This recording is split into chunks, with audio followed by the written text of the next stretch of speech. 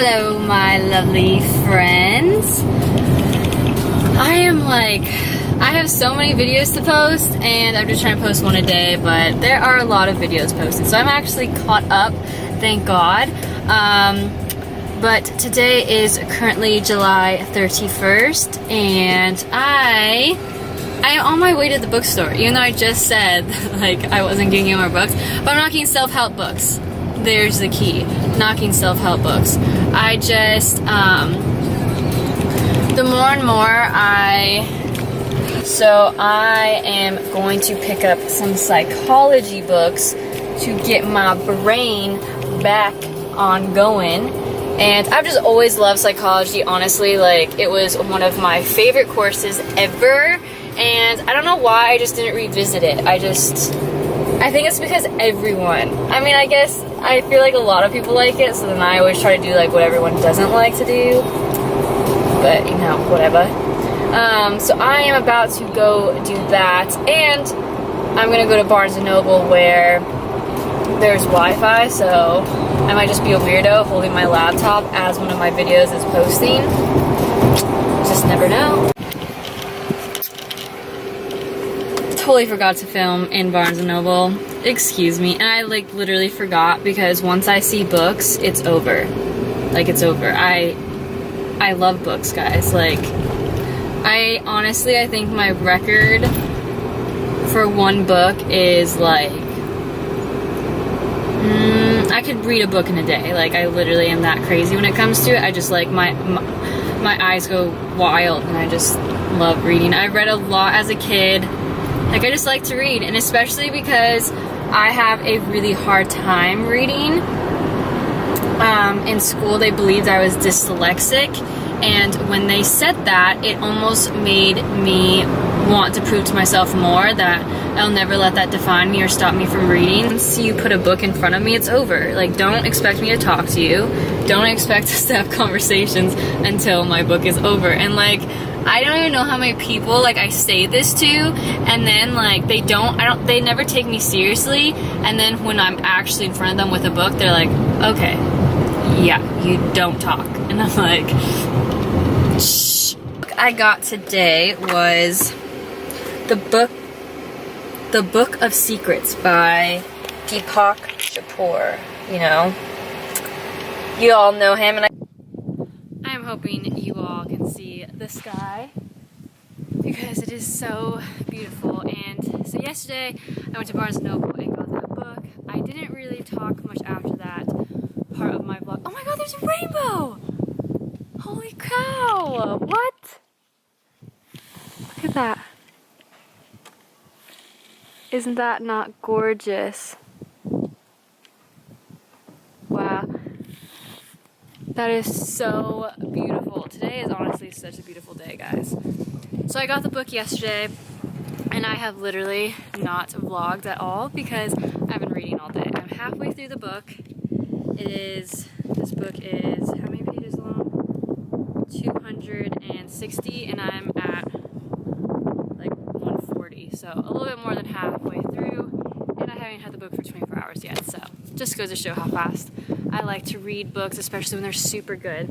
And I want to talk about how I even came across this book, because I had 3 other books picked out. I had more psychology books picked out, like I said I wanted. And as I was walking back to the psychology section, all I saw was this, and I was like, oh my god, like, that's all I have to see is a butterfly, and I feel like it's such a sign from something, or it's one of my signals to know that, like, that's yes. Like, for me, when I see butterflies, it means yes. So when I saw this butterfly, I was like, oh my gosh, I just immediately grabbed it just because of the butterfly. And it's the Book of Secrets by Deepak Chopra. I don't know if I'm even pronouncing his name right. I've read his books before, and they're super good. I just never have really gotten into them like this one for some reason. I'm really, really into this one. And I kind of just wanted to give a recap of halfway through, because I know that the other half is going to be just as intense, and I'm on chapter 8 right now, and there are 8 more chapters, so yes, halfway through. And it is just such a good book, like, honestly. Like, I just want to give a few key points that have stuck out to me the most, because literally this book is mind-blowing. you guys need a good book to read, I highly, highly, highly recommend this one, especially if you're getting into spirituality and the universe, blah, blah, blah, blah. So, past events have happened in my life, and I have had to come to terms with wanting to change my life fully. Because, oh god, there's this big old blue jay. I wanted to change my life fully. I made a huge dramatic change. I went and did 5 Mio DMT, blah, blah, blah. Like, I'm on this huge healing journey right now. And the deeper and deeper I get into this healing journey, the deeper and deeper I have full realization that everything is a mirror of who you are. You make your own reality. Nothing is a coincidence, yada, yada, yada. And this book, like, fully aligns with all of my new beliefs, but it also kind of slaps me back into reality that there is a certain way you can go about these things, and a certain way is very false. So, for example, with spirituality, it's all about what you say you manifest, and how you feel about certain things. You just have to speak of them and then they become your reality.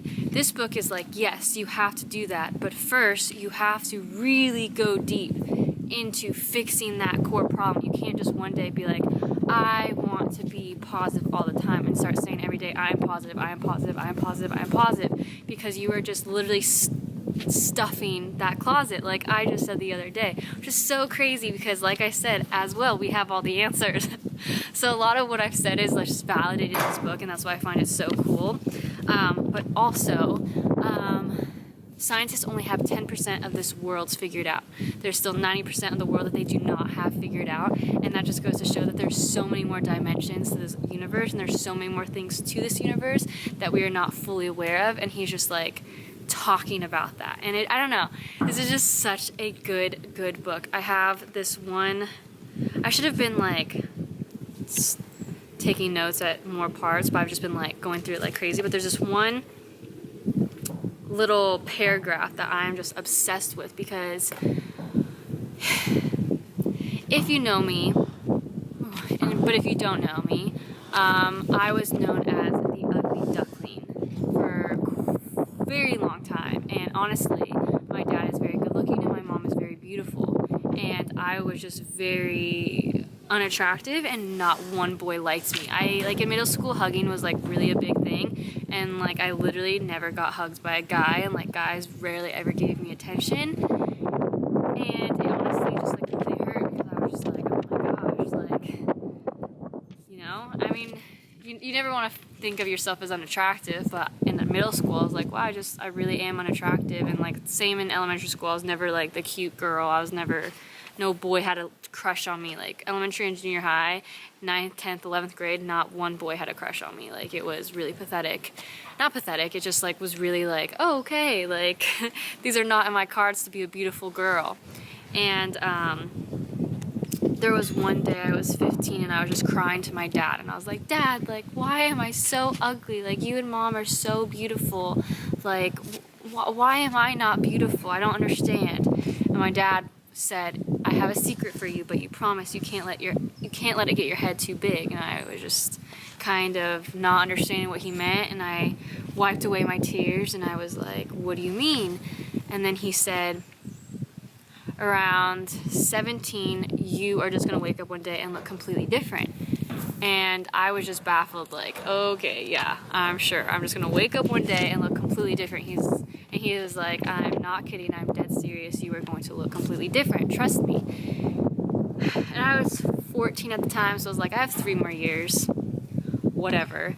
So those 3 years went by very slowly, and then I kid you not, when I went to high school my senior year, people thought I was new to the school, or people thought I had plastic surgery, and I was just kind of not understanding, because yes, I did look completely different. I just went from someone that was not cool whatsoever, someone that no one paid attention to all of a sudden I was dating someone that was pretty popular and around. I mean, there's like these certain tables that everyone hung out with if you were popular. And I remember my senior year, I was finally sitting with the popular kids. So like I said, it just like was like two opposite worlds. And I don't know, I always thought I was crazy. Like, I thought that that was all crazy. I think people thought I was crazy for saying that. And this book literally is like, no, there is magic in this world.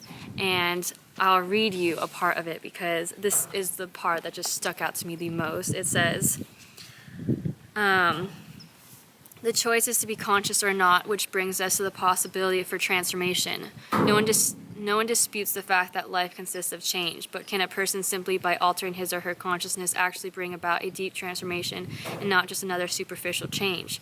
Transformation and change are two different things, as can be seen in a fairy tale. The poor girl left by her wicked stepmother to scrub the fireplace while her stepsisters go to the ball doesn't improve herself by attending night school. Cinderella is touched by a magic wand and whisked off to a palace and as completely transformed creature.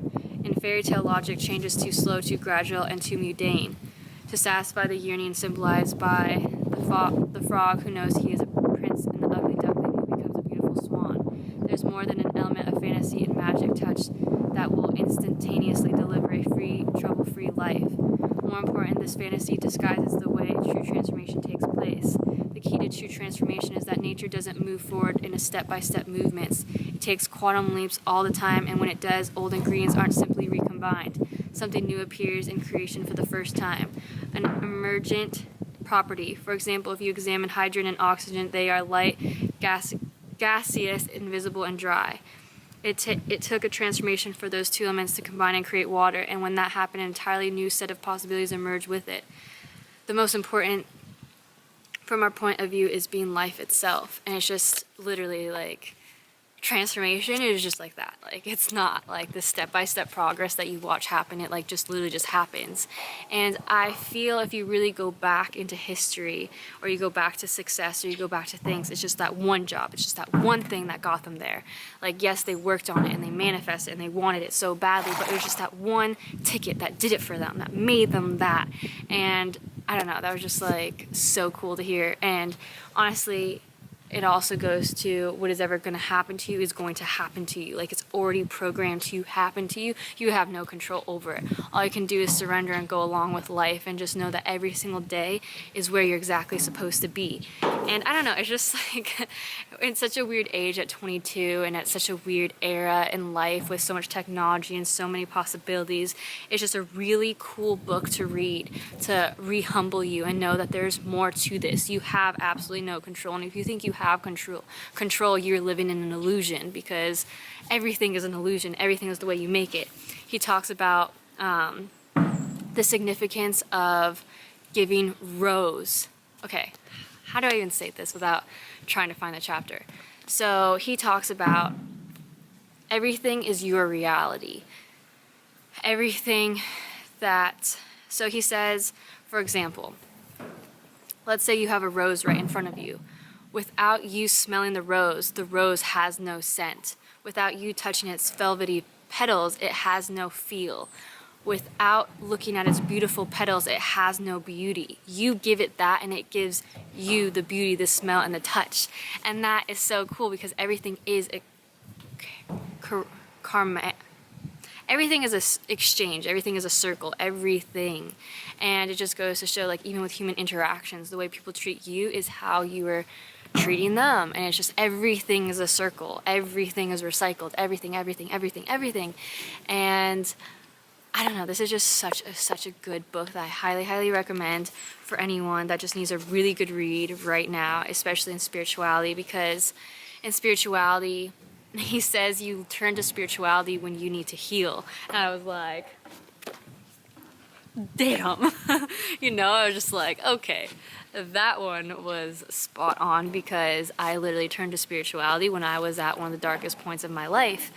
And he was like, you look for it, and certain people give up on spirituality after a certain amount of time, when this life path of spirituality is never ending. You are a student forever, which I had feeling about. Like, yes, same with religion. You don't just, you know, go to church for 10 years and then never have to go again. You have to practice this stuff all the time. And he was just saying that you have to really understand that spirituality will take you to really dark places and they'll take you to really beautiful places. The dark places are necessary. The beautiful places come after that. And there is this one part I just read where I was like, wow. So this is the part that there's a chapter that I'm on right now that's talking about evil is not the enemy. Because everyone has evil and everyone has good. Everyone. If you give the right circumstance to a really good person, they can go evil. If you give an evil person the right circumstance, they can go good. And we see it all the time in movies. But just know evil is in you. You can't deny that. You can't walk around all the time going, I'm a good person, I do so much good, I do so much good. If you're in the right scenario, you can go evil. And if you are evil, if you're mean, if you're hurt, you can change the scenario and become really good. But it all depends on your environment and how much you work on yourself. And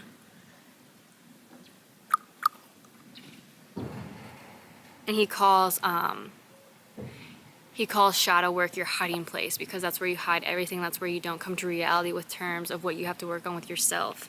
And it says, the human psyche was set up with a hiding place, and for most people that place is total necessary, given an enormous difficulty of facing one's darkest impulses and deepest humiliations. So that's just where you store all your deep core issues that create more and more issues for you as an adult, that when someone says, like for me, if someone says, hey Marissa, your eyebrows are super ugly, for me that triggers like all the years people made fun of my eyebrows, and then like I just will explode because I'm just like, why? Like, are you another person that says that? And that's just something I've kept in a vault that I haven't really like gone and been like, okay, why does this hurt my feelings so bad? And it hurts so bad because it attacks my ego and my self-image of who I am. And when that gets disrupted, you get disrupted, but your soul, this out body is not your soul. And he even talks about beauty, that beautiful people are actually cursed, because when you are beautiful, you can't be vain, you can't be thankful, you can't express that you are beautiful, and you can't be thankful that you're beautiful, because then you look vain to the rest of society. And then a lot of beautiful people actually get picked on more so than people that aren't as beautiful, by those people, to make them feel like they aren't beautiful. There's just so much to this book, honestly. And there's this one part where it says, so it's talking about fear and anger and just like anxiety, depression, all of that. Like when you ignore it, this is what it says. Repression says, if I don't look at you, you will leave me alone. To which the shadow answers, I can do things that will make you look at me. Saying that you can ignore all your core deep problems for as long as you want. You can literally ignore it. But your shadow side of you, the stuff that has to be worked on, will make you do things to make you look at it and make you reflect and be like, you need to work on this. So you will always be in this repetitive cycle of these certain problems because you are not reaching down to the core. And it's scary. Like he even admits, he's like, it's very scary to do that shadow work and really go diving deep into your soul and figure out those problems that really hurt you, because you have to relive those experiences. But once you do, you set up a new pattern for your lifestyle. And I honestly thought that was just like so cool. Like, I don't know. There's so many things I've taken from this book where I am just in awe. And he also talks about cells in our body, which for me was one of the coolest chapters, because after doing things like 5-minute DMT, you realize we are the universe, we are God, we are everything, we are everyone, we are all connected, energy is all connected. And he fully says yes to that, and he also says, why is that? Like, think about it. Why do you feel that way? And he's like, because cells live in us, and there are a countless amount of cells in us, like countless amount. And he talks about how a cell lives every single day, and how, like I said, we have all the answers. This book literally says, yes, your body every single day has all the answers for you. So here we go. Communion. A cell keeps in touch with every other cell. Messenger molecules race everywhere to notify the body's farthest outpost of desires or intention, however slight. Withdrawing or refusing to communicate is not an option. So cells they won't ignore each other just because they're mad at each other, just because they don't agree with each other. They have to communicate. They don't see it as an option. They communicate every single time. Even if the heart cell and the liver cell aren't the same cell, they have to communicate. Awareness. Cells adapt from moment to moment. They remain flexible in order to respond to immediate situations. Getting caught up in rigid habits is not an option. Acceptance. Cells recognize each other as equally important. Every function in the body is Oh my God, why can't I read right now? Acceptance. Cells recognize each other as equally important. Every function in the body is interdependent with every other. Going it alone is not an option. So like in this world, how racism exists and other things exist in your body, that's not imaginable. You don't do that. Creativity. Although every cell has a set of unique functions, liver cells, for example, can perform 50 separate tasks. These combine in creative ways. A person can digest food never eaten before, think thoughts never thought before, dance in a way never seen before. Clinging to old behavior is not an option. So basically, just saying you evolve. You need to evolve. You can't stay in your old ways your whole life. Like, you are able to evolve. Being. Cells obey the universal cycle of rest and activity. Although this cycle expresses itself in many ways, such as fluctuating hormone levels, blood pressures, and digestive rhymes, the most obvious expression is sleep. Why we need to sleep remains a medical mystery, yet complete dysfunction develops if we don't enjoy its benefits. In the science of inactivity, the future of our body is incubating. Being obsessively active or aggressive is not an option. Efficiency. Cells function with the smallest possible excuse me, this word is a little expenditure of energy. Typically, a cell stores only 3 seconds of food and oxygen inside its cell wall. It trusts totally on being provided for. Excessive consumption of food, air, and water is not an option.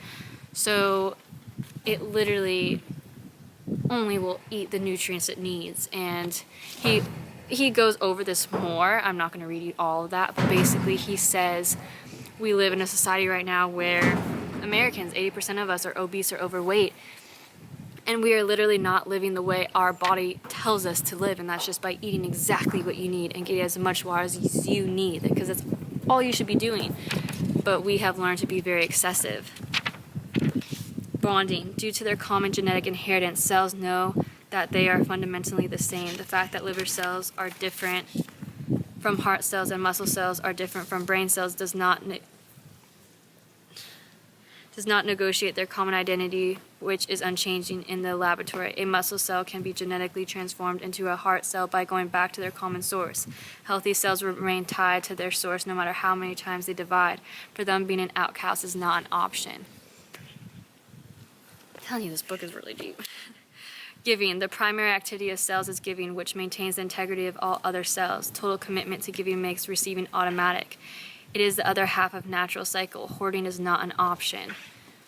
I mean, it's just everything. Like, we're supposed to live like our cells. And it's true. Like, I honestly am viewing life so much differently today because of this book. And it's honestly, it opened my eyes. Immortality. Cells reproduce in order to pass on their knowledge, experience, and talents, withholding nothing from their offspring. This is kind of practical immortality, submitting to death on the physical plane, but defeating it on the non-physical. The generation gap is not an option. When I look at what my cells have agreed to do, isn't it spiritual pact in every sense of the word?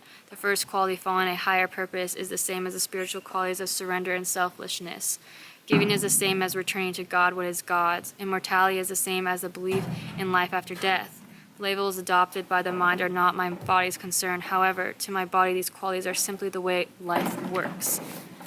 I mean, just like everything I am believing in and everything I've been working on, this book is just validating for me, which is just very comforting, because this comes from a man that, I mean, I'm sure we have all heard of this author, and he wrote this book because his dad died instantly, and he was just completely shocked, and he wanted to have the answers for not necessarily why his father passed away, but just where his father is going. So he like really dived deep and really went into a really spiritual place with this book. And I honestly, highly, highly, highly recommend this book. It literally has changed in my life at its very moment, and it honestly goes really a lot into shadow work, which is very shocking because I did not anticipate for a book like this to come into my life. But literally, there's a butterfly. Everything for me with a butterfly is very significant, and I will run towards it because it's a huge sign for me. And this book even talks about signs and how real signs are. And I don't know. This life is, like I said, I'm on a journey right now to figure this out, but life is so fascinating. It's so amazing. And the fact that literally scientists, there's 90% of this that they haven't been able to figure out. 90%. We only have 10% figured out. Like, and we only use, I don't know the exact number, but a very little amount of our actual brain activity. Like, there's so much going on here. And like I said, I think millennials are, and he even said it, he's like, generations are getting smarter and smarter. Like, there's no denying it. We have more technology, we have we're getting closer to figuring certain things out. And like he says, maybe we're not. But I have a weird feeling that we are going to be figuring out a lot of stuff in the next few years. But everything is connected, you know? Just goes to show, like, what I felt when I did 5-MeO-DMT is completely validated from this book, probably a bunch of other books, but energy is all connected. Everything is a mirror. Everything from my eyesight is reality for my life, and everything out of your eyesight is your life and your reality, but somehow they are all connected. Like, when I look at my analytics on my YouTube, and I look at how many countries have actually watched my videos, and like literally I have 4 pages now or 3 pages now full of countries, and I'm just like looking at all these countries like Russia, Japan, South Korea, Ireland, France, Australia, Mexico, Canada, like just so many countries are looking at my stuff, and I'm just like, okay, like, you know, I think the internet makes it a lot easier for you. But yeah, I'll probably have another video on the other half of this book, because this one is super, super, super amazing. It's like full of dirt and my drink because I haven't put it down and it's been getting dirty. But it honestly is an amazing, amazing book. I highly, highly recommend it. And I will see you all tomorrow. Please like and subscribe to my channel. Bye.